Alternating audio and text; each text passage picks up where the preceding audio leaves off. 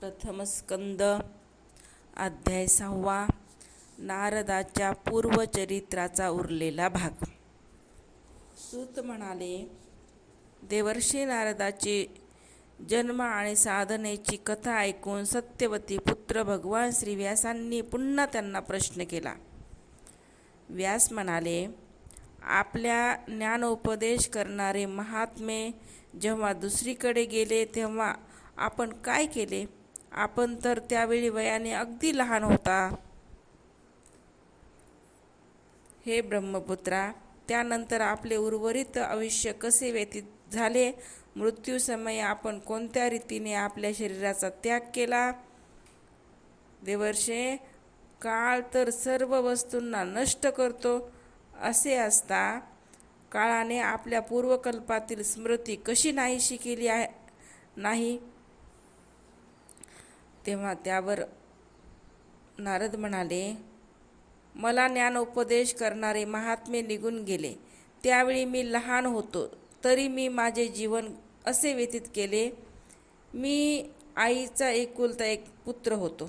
माझी आई एक तर स्त्री, त्यात अज्ञानी आणि शिवाय दासी होती. मला सुद्धा तिच्याशिवाय दुसरा आश्रय नव्हता. त्यामुळे तिने मला आपल्या स्नेहपाशात बांधून ठेवले होते. माझी आई माझ्या योगक्षेमाची पुष्कळ काळजी करीत असे, परंतु ती पराधीन असल्यामुळे काही करू शकत नव्हती. ज्याप्रमाणे कठपुतळी सूत्रधार नाचविल तशी नाचते, त्याप्रमाणे हे सारे जग ईश्वराच्या अधीन आहे. बरं, आईच्या स्नेहबंधनात मी त्या ब्राह्मण वस्तीत राहिलो. मी फक्त 5 वर्षाचा असल्याने मला दिशा, देश, काळ याविषयी काहीही ज्ञान नव्हते. एक दिवस माझी आई रात्रीच्या वेळी गाईची धार काढण्यासाठी म्हणून बाहेर गेली. रस्त्यात तिचा पाय एका सापावर पडला व काळा प्रेरित साप तिला चावला. भक्ताचे कल्याण इच्छिणाऱ्या भगवंताचीच ही कृपा आहे असे समजून मी उत्तर दिशेकडे निघालो. त्या मार्गात मला धनधान्य संपन्न असे अनेक देश, नगरे, गावे, भटक्या जमातीच्या फिरत्या वस्त्या, खेडी, नद्या, पर्वताच्या रांगा, बागा, उपवने, रंगीबेरंगी धातूंनी युक्त असे विचित्र पर्वत लागले. काही ठिकाणी वृक्ष होते, त्याच्या मोठमोठ्या फांद्या हत्तीने मोडून टाकल्या होत्या. मध्ये मध्ये पवित्र जलाने भरलेल्या जलाशय होते. तसेच देवांनाही आश्रय घेतलेली सरोवरे होती. त्यावर पक्षी मनमोहक किलबिलाट करीत होते, भ्रमर गुंजावरत करीत होते. हे पाहत पाहत मी पुढे गेलो. मी एकटाच होतो. पुष्कळसे अंतर चालून गेल्यानंतर मला एक घनदाट जंगल लागले. तिथे वेत, बांबू, गवत, दर्भ, विळू आणि गुहा होत्या. त्या जंगलात साप, अस्वले, कोल्हे असे भयानक प्राणी राहत होते. ते पाहूनच भीती वाटत होती. चालून चालून माझे शरीर आणि सर्व अवयव थकून गेले. मला खूप तहान लागली. भूक तर लागलीच होती. तेथे एक नदी होती. त्या नदीच्या कुंडलात मी स्नान केले. आचमन करून पाणी प्यालो. त्यामुळे माझा थकवा नाहीसा झाला. त्या निर्मनुष्य अरण्यात एका पिंपळाच्या झाडाखाली मी आसन घालून बसलो. त्या महात्म्याकडून मी जसे ऐकले होते त्याप्रमाणे हृदयस्थ परमात्म्याच्या स्वरूपाचे मी मनोमन ध्यान करू लागलो. भक्तिभावपूर्वक भगवंताच्या चरणकमलाचे ध्यान करू लागताच भगवत प्राप्तीच्या उत्कट इच्छेने माझ्या डोळ्यातून अश्रुधारा वाहू लागल्या. हृदयात हळूहळू भगवंत प्रगट झाले. व्यासमुने प्रेमभावाच्या अत्यंत उद्रेक झाल्याने माझे सर्वांग पुलकित झाले. हृदय अत्यंत शांत झाले. त्या आनंदाच्या पुरात मी असा बुडून गेलो की मला माझे ध्येय वस्तूचेही भान राहिले नाही. भगवंताचे ते अनिर्वचनीय रूप सर्व प्रकारच्या शोकांचा नाश करणारे आणि मनाला अत्यंत भावणारे असे होते. ते एकाएकी दिसेनासे झाल्याने मी दुःखी झालो. निराश होऊन आसनावर उठून उभा राहिलो. मला पुन्हा त्या स्वरूपाच्या दर्शनाची इच्छा होती, परंतु मन हृदयात स्थिर करून पुन्हा पुन्हा प्रयत्न करूनही मी ते स्वरूप पाहू शकलो नाही. मी अतृप्त असल्याने व्याकुळ झाल्यासारखा झालो होतो अशा प्रकारे निरंजन वनात मला प्रयत्न करताना पाहून वाणीला विषय न होणारे स्वतः भगवंत धीर गंभीर आणि मधुर वाणीने माझ्या शोक नाहीसा करीत मला म्हणाले, खेदाची गोष्ट म्हणजे तू या जन्मात माझे दर्शन करू शकणार नाहीस. ज्याच्या वासना पूर्णतः नाहीशा झाल्या नाहीत त्या अपरिपक्व योगी लोकांना माझे दर्शन अत्यंत दुर्लभ आहे. हे निष्पाप बालका, तुझ्या हृदयात मला प्राप्त करण्याची जिज्ञासा जागृत करण्यासाठी म्हणून मी तुला एक वेळ माझ्या रूपाची झलक दाखवली. मला प्राप्त करण्याची आकांक्षा असलेले साधक आपल्या हृदयातील सर्व वासना हळूहळू त्याग करत असतात. संतांच्या अकल्पकाळ केलेल्या सेवेमुळे तुझी चित्तवृत्ती माझ्यामध्ये स्थिर झाली. तू आता या मलिन शरीराला सोडून माझ्या पार्षद होशील. मला प्राप्त करण्याचा तुझा हा दृढ निश्चय कदापि ढळणार नाही. सृष्टीचा प्रलय झाल्यानंतर माझ्या कृपेने तुझी स्मृती टिकून राहील. आकाशासारख्या अव्यक्त असणारा सर्व शक्तिमान महान परमात्मा इतके बोलून स्तब्ध झाला.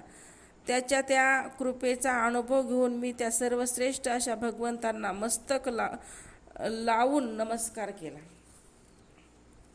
त्यावेळेपासून मी लज्जा संकोच सोडून भगवंताच्या अत्यंत रहस्यमय अशा मंगलमय नामाचे कीर्तन करीत त्यांच्या चरित्राचे स्मरण करू लागलो. इच्छा आकांक्षा आणि मद मत्सर माझ्या हृदयातून अगोदरच नाहीसे झाले होते.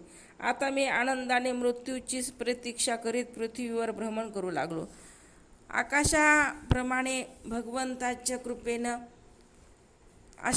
भगवंताच्या कृपेनं माझे हृदय शुद्ध झाले, आसक्ती नाहीशी झाली आणि मी श्रीकृष्ण पारायण झालो. आकाशात एकाएकी वीज चमकली. त्याचप्रमाणे योग्य समयी मला मृत्यू झाला. माझी प्रारब्ध कर्मे संपल्यानंतर मला शुद्ध भगवान पार्षद शरीर प्राप्त होण्याची इच्छा झाली. तेव्हा माझे पंचमहाभूतांनी बनवलेले शरीर पडले. कल्पाच्या अंती जेव्हा भगवान नारायणांनी प्रलयकालीन समुद्रात शयन करण्याचे ठरविले, त्यावेळी ब्रह्मदेव त्यांच्या हृदयात शयन करण्याच्या इच्छेने ही सारी सृष्टी स्वतःमध्ये विलीन करून प्रवेश करू लागली.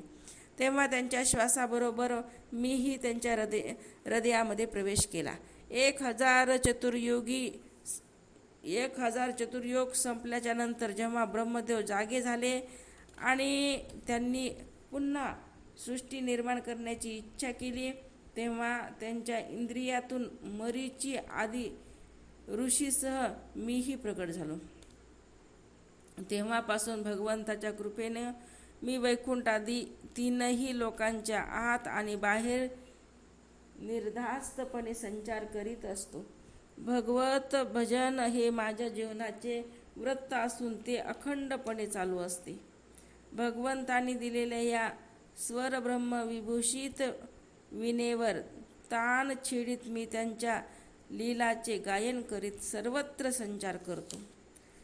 ज्याच्या चरणकमलातून सर्व तीर्थाचा उगम होतो आणि ज्याचे यशोगान करणे मला अत्यंत प्रिय आहे, ते भगवंत मी जेव्हा त्यांच्या लीलाचे गायन करू लागलो, तेव्हा बोलावल्याप्रमाणे लगेच माझ्या हृदयात येऊन मला दर्शन देतात. ज्याचे चित्त नेहमी विषय भोगाच्या कामनेने आतुर झालेले असते, त्याच्यासाठी भगवंताच्या लीलाचे कीर्तन संसार सागरातून पार होण्याचे जहाज आहे. हा माझा स्वतःचा अनुभव आहे. काम आणि लोभाच्या तडाख्याने वारंवार विदीर्ण झालेले हृदय श्रीकृष्ण सेवेने जसे प्रत्यक्ष शांतीचा अनुभव करते, तशी यम नियम आदी योग मार्गांनी शांती प्राप्त होत नाही. हे व्यास मुने, आपण निष्पाप आहात. आपण मला जे विचारले होते ते सर्व माझ्या जन्म आणि साधनेचे रहस्य आणि आपल्या संतोषप्राप्तीचा उपाय मी सांगितला. त्यावर सूत म्हणाले, देवर्षी नारदांनी व्यासांना अशा प्रकारे सांगितले आणि त्यांनी अनुमती घेऊन वीणा वाजवी स्वच्छंदाने विचरण करण्यासाठी ते निघून गेले. अहो देवर्षी नारद धन्य आहेत, कारण शांकपाणी भगवंतांची कीर्ती आपल्या विणेवर गाऊन शारंगपाणी भगवंताची कीर्ती आपल्या विणेवर गाऊन ते स्वतः आनंदमग्न तर होतातच, पण त्याचबरोबर त्रितापांनी पोळलेल्या या जगालाही आनंदी करतात.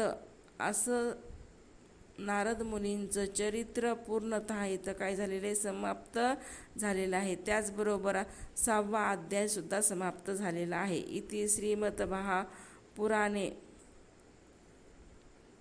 षोडशाध्यायः. ओम नमो भगवते वासुदेवाय. ओम नमो भगवते वासुदेवाय. ओम नमो भगवते वासुदेवाय.